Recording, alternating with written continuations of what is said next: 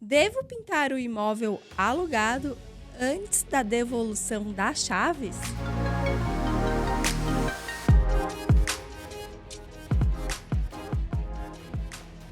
Olá, sou Fabiana Maia, jornalista do grupo SP Imóvel.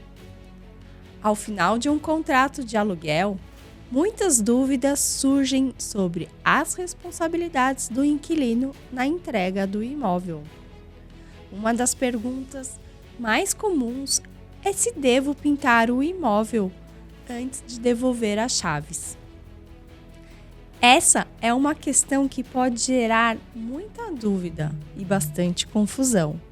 Para esclarecer as questões legais e contratuais, o nosso bate-papo será com Marcel de Toledo. Ele, que já atuou como advogado no ramo imobiliário, já teve sua própria imobiliária, já atuou como corretor de imóvel, hoje é sócio-diretor do grupo SP Imóvel. Marcel, seja bem-vindo em nosso bate-papo. Olá, Fabi. Marcel, afinal, devo pintar o imóvel alugado na devolução das chaves? Sim, na grande maioria dos casos, tá? Existem situações raras em que o imóvel não necessita de pintura, sim, mas eu falo que são raros, tá? Inclusive, eu vou aqui citar um exemplo pessoal, tá? A minha esposa, né, colocou o imóvel, ela comprou o imóvel e praticamente o imóvel dela ela deixou, não tinha quadros, não tinha, era um sofá, uma TV, porque ela tinha acabado de adquirir o imóvel, tinha um sofá, a TV e a cama. E a vida social dela era externa. Então, praticamente, o apartamento que ela adquiriu era só praticamente para dormir, né?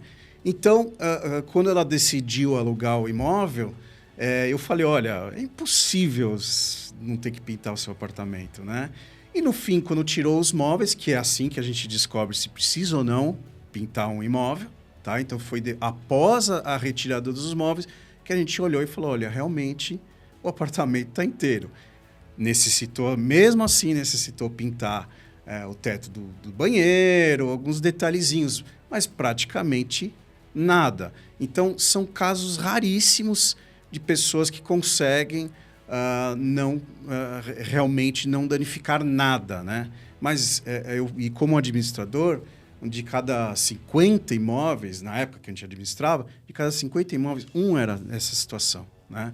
Então, como eu mencionei, é só após retirar os móveis é que você vai descobrir se precisa ou não realizar a pintura, né? Então, é de suma importância fazer essa pintura, removendo, tirando os móveis e já tendo negociado com algum pintor, algum profissional. Esse profissional pode ser de indicação, por exemplo, da imobiliária, caso tenha uma imobiliária.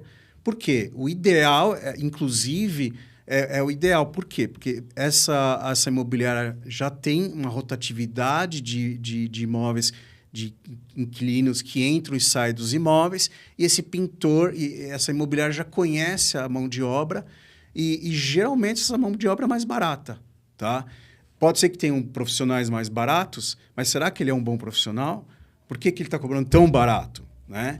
Então, ou se não, o inquilino se meter a pintar, que também é um grande erro, tá? Então, de suma importância ter um acordo na hora da devolução das chaves, tá? E eu vou mencionar aqui qual é o artigo de lei que fala sobre o assunto.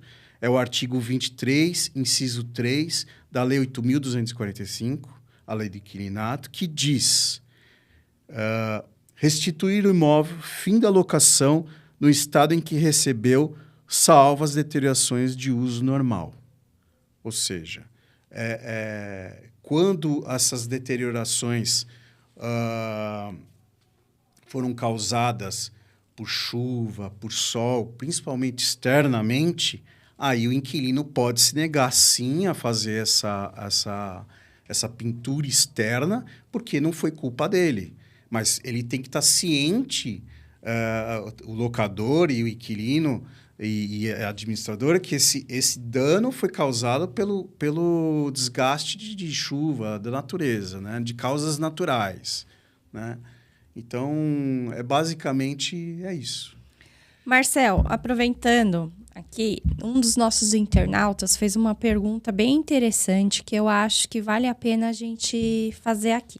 Ó, quem determina ou avalia o que é uso normal ou anormal na fase da devolução das chaves pelo inquilino? Boa pergunta. É bem difícil avaliar esse tipo de situação, porque cada pessoa vai ter um raciocínio do que é o uso normal ou anormal, inclusive os juízes. Vou até aproveitar, já que o jurista vamos dizer, mais conhecido do ramo de locação de imóveis é o jurista Silvio Capanema. Eu vou ler um trecho, tá? Um trecho do livro, tá? Que é A Lei do Inquilinato Comentado, 13ª edição. Na página 157, e ele diz nesse trecho: tanto o Código Civil quanto a Lei do Inquilinato não definem o que vem a ser uso normal. O conceito nos é dado pela doutrina, que a doutrina pelos próprios juristas, a identificação de todos os juristas, e pelo bom senso, como sendo aquele feito pelo homem de prudência normal, com os cuidados geralmente adotados por todos e de acordo com o fim a que se destina a locação. É o uso que as pessoas de bem fazem de suas coisas e das de terceiros, com moderação, cuidados e anseio. Portanto, se as deteriorações apresentadas pelo imóvel ao fim da locação são atribuídas ao simples passar do tempo ou à atuação de agentes naturais, sem qualquer culpa do locatário, não estará ele obrigado a indenizá-las. Tá? Então, como eu li muitos julgados sobre esse tema, tá? Eu vou mencionar aqui, na grande maioria, as pinturas acabam tendo que ser indenizadas, tá? E principalmente as pinturas internas, porque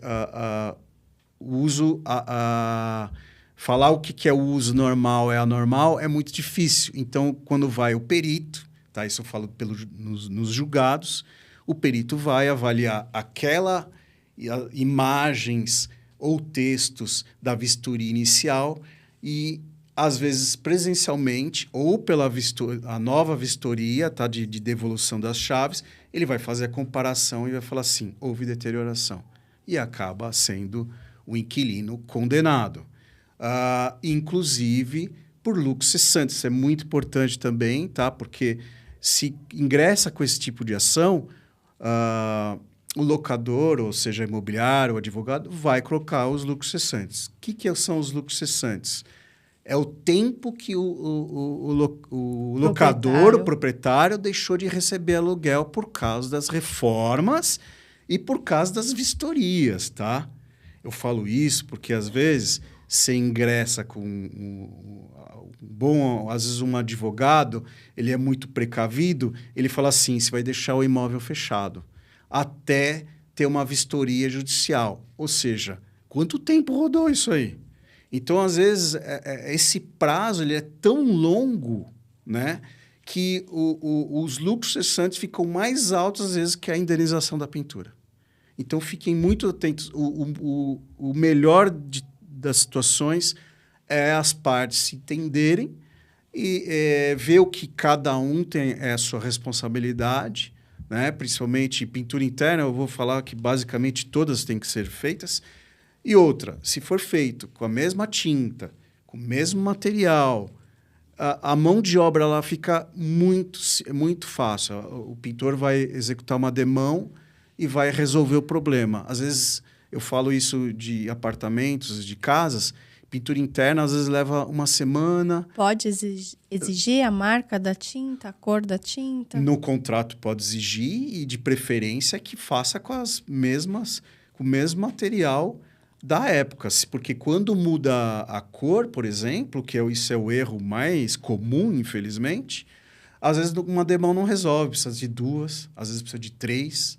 Tá? Então, o ideal é pegar o mesmo material e executar com a mesma cor de tinta. Tá? Inclusive, isso é muito comum.